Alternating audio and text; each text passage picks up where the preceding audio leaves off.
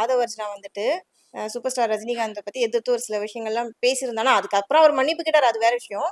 But அந்த இடத்துல super star வந்து ஒரு ரியாக்ஷன் கொடுக்காம காத்திருந்து காலம் பதில் சொல்லும் அப்படின்னாரு. அதுதான் மேம். இப்போ ஒரு முக்கியமான கட்சியினுடைய ஒரு பொறுப்புல இருக்கக்கூடிய ஒரு நபரே வந்து என்னன்றது புரிஞ்சுக்கிடாம இந்த விர்ச்சுவல் வாரியர்ஸ் மாதிரி இந்த ஜோம்பி கூட்டம் மாதிரி அவரும் கண்டதை வாய்க்கு வந்து சொல்லிட்டு அலையக்கூடாது இல்லையா? நீ திமுக வந்து உங்களை மிரட்டிருச்சு அப்படின்னா அது எப்படி? இப்போ நான் உங்களை சொன்ன இந்த டேரக்டர் இந்த ஸ்டுடியோவுடைய ஓனர் உங்களை மிரட்டதான் நீ உட்காந்து நீ பேட்டி எடுக்கிறீங்கன்னு நான் சொன்னா நீங்க கேட்டு கடந்து போயிருவீங்களா நீங்க? அந்த மாதிரி நீ என்னை திட்டு, என்னை அடி, இல்லை என்னை மேடை போட்டு என்னோட பேசி கண்டதை பண்ணு வை. ஆனா மொத்த வரலாறை திரிக்கக்கூடிய லெவலுக்கு நீ வந்து கண்டதை எழுதுன அப்படின்னா அப்புறம் அது என்ன அர்த்தம்? இத்தனைக்கு நீ அந்த கூட்டத்துல தான் இருந்திருக்க. அதாவது இந்த ஆதவர்ஜுனா என்பவர் வந்து ஏற்கனவே திமுகல இருந்து அதுக்கப்புறம் விசிகால இருந்து அதுக்கப்புறம் இப்ப தாவேகால இருக்கார். திமுகவில் அவர் வந்து அந்த ஸ்டாலின்காக ஸ்டாலின் வராரு அப்படின்னு பாட்டை போட்டதுல இருந்து எல்லாம் ஆரம்பிச்சு எல்லாம் செஞ்சு கொடுத்தது திமுகவுக்கு யாரு? ஆதவர்ஜுனா தான். அப்ப அப்படிப்பட்ட ஆதவர்ஜுனா அந்த திமுகவுல இருக்கும் பொழுதுதான் என்ன சொல்றாரு அப்படின்னா ரஜினியை கூப்பிட்டு வச்சு திமுக மிரட்டினாங்க அப்படின்றாரு. அப்ப நீ அப்பவே நீ இதை ஏன் கேட்கல? இன்னைக்கு திமுகவுல இருந்து வெளியில வந்து தானே கேட்டுட்டு இருக்க? இந்த ஒரு கேள்வி வரும்ல. அப்போ நீங்க நீங்க ஒரு உண்மையான ஒரு விஷயத்த சொல்லி சூப்பர் ஸ்டார் அடிக்க போறீங்களா, இல்ல ஒரு பொய்ய சொல்லி கூட அடிக்க போறீங்களா, இல்ல உங்க வெறியில உங்க வேகத்துல உங்க ஆத்தாமையில நீங்க சூப்பர் ஸ்டார் அடிக்க போறீங்களா? அடிச்சுக்கோங்க. ஆனா ஃபேக்ட்ஸை மாத்தி எழுதக்கூடாது. திமுக சூப்பர் ஸ்டாரை மிரட்டுச்சு அப்படின்றதெல்லாம் வந்து எவனுமே நம்ப மாட்டாங்க. ஆனா நீ அதை நம்ப வைக்கிற மாதிரி நீ ஒரு முக்கியமான ஒரு பொறுப்புல இருந்துட்டு நீ பேசும் பொழுது அது வந்து யாருக்குமே வந்து அதை நம்பக்கூடிய கூட்டம் இருக்குல்ல, முட்டாள் கூட்டம் இருக்குல்ல. அப்ப அந்த கூட்டம் நம்பிருச்சுன்னா அதை உண்மை நம்ம எழுத ஆரம்பிச்சிடும். அவன் உண்மை ஏற்கனவே இப்படிதான் ராமாபுரத்துல கூப்பிட்டு எம்ஜிஆர் ரஜினி அடிச்சாரு சும்மா சொல்லிக்கிட்டே இருப்பானு. ஏன் சொல்லுவானுன்னு எதிரே ஒரு ஆதாரம் கிடையாது. கூப்பிட்டு வச்சு மரத்துல கட்டி வச்சு அடிச்சாரு வச்சாரு அது ஒரு ஆதாரம் கிடையாது, ஒரு ப்ரூஃப் கிடையாது. நீ ஆனா சரி அதை அப்படியே சொல்லிக்கிட்டே அது மாதிரி நாளைக்கு ஒரு 10 வருஷம் கழிச்சு இவனுங்களே என்ன சொன்னாலும் எதை கொடுத்தாலும் திப்பானுன்ற மாதிரி ஒரு கூட்டம். அப்ப இந்த கூட்டத்துல போய் ரஜினிகாந்த் வந்து திமுக மிரட்டிருச்சுன்னு சொன்னா அதான் உண்மை நம்பிட்டு 4 நேரத்துல எழுதுவானுங்க பேசுவானுங்க. உடனே அதுக்கு எடுத்து ரீல்ஸை போட்டுருவானுங்க. ரீல்ஸை போட்டு இப்ப தனித்தனியா கப்பிள்ஸா பொண்டாட்டியை கூப்பிட்டு ரீல்ஸை போடுறாங்க. அப்படி என்னத்தையாவது ரீல்ஸை போட்டுவிட்டு அது ஏதாவது பரவிட்டு இருந்ததுன்னா அது இன்னும் தேவையில்லாத அதெல்லாம் வரலாற்று திரிவு அதெல்லாம். அதுக்கு எதுக்கு இடம் கொடுக்கணும் தான் காலம் பதில் சொல்லும் அப்படின்னாரு. உடனே நாங்க ஜெயிச்சுட்டோம் காலம் வந்து பதில் சொல்லலே பண்றானுங்க. செய்ய வேண்டிய இடத்துல தரமா செய்யும். இந்த விஜய் அவர்களையும் விஜய் அவருடைய கூட்டத்தையும் இந்த ஆதவர்ஜனாவையும் எங்க செய்யணுமோ சூப்பர் ஸ்டார் வாயிலிருந்து வர்றதெல்லாம் மந்திரம் மாதிரி பழிக்க நேரானாலும் பழிக்கும். நீங்க பழிச்சு அதை அடி வாங்கி உட்காரும் பொழுது தெரியும் எங்கடா காலம் பதில் சொல்லி பாத்தீங்கன்னா நாங்க சிரிக்கும் பொழுது உங்களுக்கு அன்னைக்கு அழுக வரும். சார் நாட்டுல நிறைய விஷயங்கள் பேச வேண்டிய விஷயங்கள் நிறைய இருக்கு, மக்கள் கிட்ட கொண்டு போய் சேர்க்க வேண்டிய விஷயங்கள் நிறைய இருக்கு. அதெல்லாம் வந்துட்டு இந்த சோசியல் மீடியா ஃபோக்கஸ் பண்ணாம இந்த மாதிரி ரீல்ஸ் பண்றது, அதுக்கப்புறமா ட்ரோல் பண்ணி பேசுறது, இதுல மட்டும் ரொம்ப ஈகரா இருக்காங்களே. இந்த மாதிரி மக்களுக்கு நீங்க என்ன சொல்ல வரீங்க? இல்லை மேம், அது இப்போ ட்ரெண்ட். அதான் நம்ம அவங்கள திருத்துறத விட நம்ம அவங்கள மாதிரி மாறுறதா இன்னைக்கு நல்லது. ஏன்னா இப்போ அறிவார்ந்த அரசியல் நான் பேச போறேன். இன்னைக்கு நான் மக்களுக்கு வந்து அரசியலுடைய சாராம்சங்களை சொல்லிக் கொடுக்க போறேன். அரசியலுடைய இருந்து அக்கு வரைக்கும் நான் வந்து பிரிச்சு மேய போறேன், வைக்க போறேன். இன்னைக்கு தமிழ் மக்கள் எவ்வளவு கஷ்டப்படுறாங்க, தமிழ் கலாச்சாரம் எப்படி சீரழியுது, தமிழ் பண்பாட்டை எப்படி நம்ம வளர்க்கணும், அதெல்லாம் உட்காந்து நான் பேச போறேன், வைக்க போறேன் அப்படின்றதெல்லாம் வந்து இன்றைய காலகட்டத்தில் உள்ள இந்த இளைஞர்களுக்கு, குறிப்பாக விஜயை பின்பற்றக்கூடிய இளைஞர்களுக்கு இதெல்லாம் தேவையில்லை. அவங்களுக்கு தேவை என்னன்னா விஜய் மாசா வராரா போறாரா, என்ன ட்ரெஸ் போட்டிருக்காரு, என்ன பண்றாரு, என்ன ஏது, அதுல வந்து இவங்க எதிர்பார்க்குற மாஸ் எலமெண்ட்ஸ் இல்லையா இவங்களே ஆட் பண்ணிக்குவாங்க. அங்கேயே பாருங்க உட்காந்த இடத்துல டிஃபன் பாக்ஸ் வச்சு அவர் கையாலே சாப்பிடுறாரு. ஆமா, அவரு எங்கேயாவது 2 கை எடுத்து கும்பிட்ட முதல்வரை பாத்தீங்கன்னா 2 கை அவரே எடுத்து வச்சு கும்பிடுறாரு பாருங்க அப்படின்னா போட்டுக்கிறாங்க.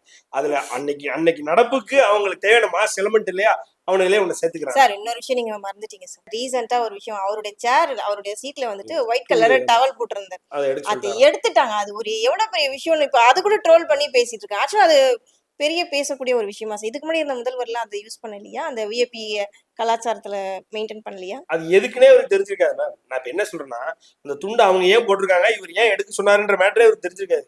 இப்ப இவனுக்கு சொல்ல போய் தான் தெரிஞ்சிருக்கும். அதனால வந்து மேம் அவர் அதாவது ஒரு விஷயம் தெரிஞ்சு பண்றாரா தெரியாம பண்றாருன்னு அவருக்கு தெரியாது. ஒரு எடுத்துக்காட்டுக்கு 1952 இருந்து இங்க வந்து சிஎம்ஸ், அதாவது நம்ம சுதந்திரம் வாங்கினதுக்கு அப்புறம் முதல் எலெக்ஷன் வந்து 52 எலெக்ஷன். 52 இருந்து 2021 2026 எலெக்ஷன் வரைக்கும் முடிச்சிட்டோம்.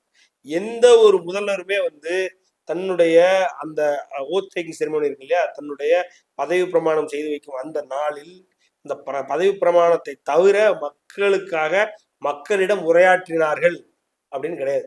நான் சொல்றது பிரதமர் நரேந்திர மோடியிலிருந்து பிரதமர் மன்மோகன் சிங்ல இருந்து அதற்கு முன்னால் உள்ள பிரதமர்கள், அதே மாதிரி தமிழ்நாட்டில் இருக்கக்கூடிய அட்லீஸ்ட் சிஎம்ஸ் யாரும் பேசுறது. அன்னைக்கு உட்காந்து இவரு அன்னைக்கு தான் சர்க்கார் பட கிளைமேக்ஸையும் மெர்சல் கிளைமேக்ஸையும் ரீக்ரியேட் பண்ணிட்டு அந்த டைம் ஆரம்பிச்சிருச்சு, நான் வந்துட்டேன் வச்சுட்டேன். ஏய், அவருக்கு புரியவே இல்லை. பக்கத்துல ராஜேந்திர அர்லேக்கர் என்னடா எதுவும் பண்ணிட்டு இருக்கானா, இதெல்லாம் பண்ணலாமா வைக்கலாமான்னு அது தெரியல. இவர் உட்காந்து இதெல்லாம் தெரிஞ்சா பண்றாரு, தெரியாம பண்ணிக்கிட்டு இருக்காரு. நாளைக்கே ஏதோ ஒரு சேர்ல துண்டு இருந்தா துண்டுல அவர் பாட்டி ஏறி உட்காந்துருவாரு. அதை கேட்டா இன்னைக்கு யாரோ ஒருத்தர் அவருக்கு தெரியாமலே இதை பண்ணிட்டாங்க, அவரை கடிந்து கொண்டார் விஜய் அப்படின்னு அடுத்த நாள் நியூஸ் வரும். அவ்வளவுதான், முடிஞ்சு போச்சு. இன்னைக்கு ஒண்ணு இல்லை, நீங்க தொடங்க மாற்றம் பிரேக்கிங், விஜய் வந்தவுடன் மாற்றம் வந்து விட்டது அப்படின்னு சொல்லி ஃபுல்லா திமுக அதிமுக காலகட்டத்துல என்னென்னலாம் நடந்ததோ அதெல்லாம் இப்ப நடக்கிற மாதிரி வீடியோஸ் ரிலீஸ் பண்ணிட்டு இருக்காங்க. இதெல்லாம் எவ்வளவு பெரிய புத்தலாட்டம் தெரியுமா?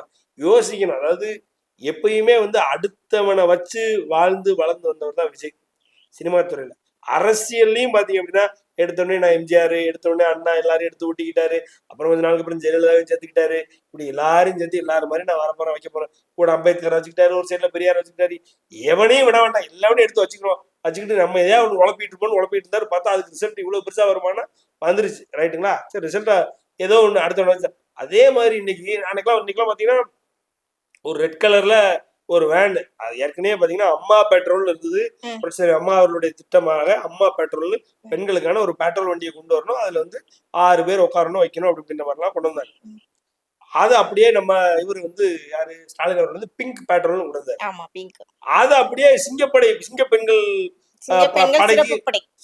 பெண்கள் சிறப்பு படைக்கு பாத்தீங்கன்னா எத்தனை வண்டி போகுதுன்னு அவரு போகும்போது அவரு ஆரம்பிக்கும் பொழுது வண்டி போனதை வரிசையா கான்வாய் மாதிரி போயிட்டு இருக்கு, லைனா பெட்ரோல் மாதிரி.